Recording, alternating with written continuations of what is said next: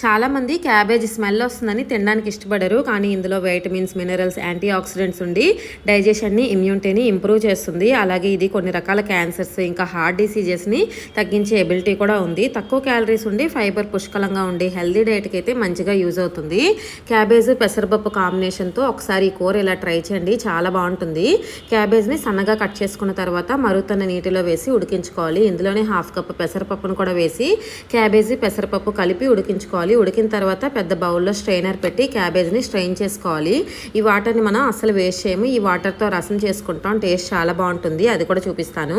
క్యాబేజ్లో water మొత్తం strain అయ్యి పూర్తిగా చల్లారాక తాలింపు వేసుకోవాలి. దీనికోసం ఒక కడాయిలో ఆయిల్ వేసి ఆవాలు, జీలకర్ర, మినపప్పు, పచ్చిమిర్చి, కరివేపాకు, ఎండుమిర్చి, వెల్లుల్లి వేసి వేపుకోవాలి.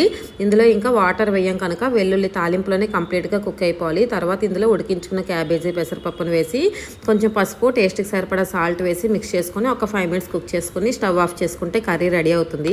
ఈ కర్రీ రైస్తో చాలా బాగుంటుంది. సింపుల్గా ఉండి మనం గిన్నెతో ఓన్లీ కర్రీ తెచ్చుకొని కూడా తినేయచ్చు.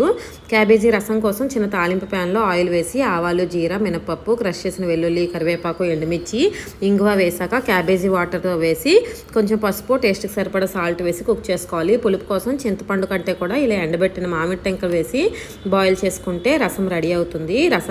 కూర కంటే కూడా రసం ఇంకా చాలా బాగుంటుంది. తప్పకుండా ట్రై చేయండి. క్యాబేజీ నచ్చని వాళ్ళు కూడా ఇలా చేస్తే కంపల్సరీ తింటారు. నచ్చితే ట్రై చేయండి. వీడియోకి అయితే లైక్ చేసేయండి.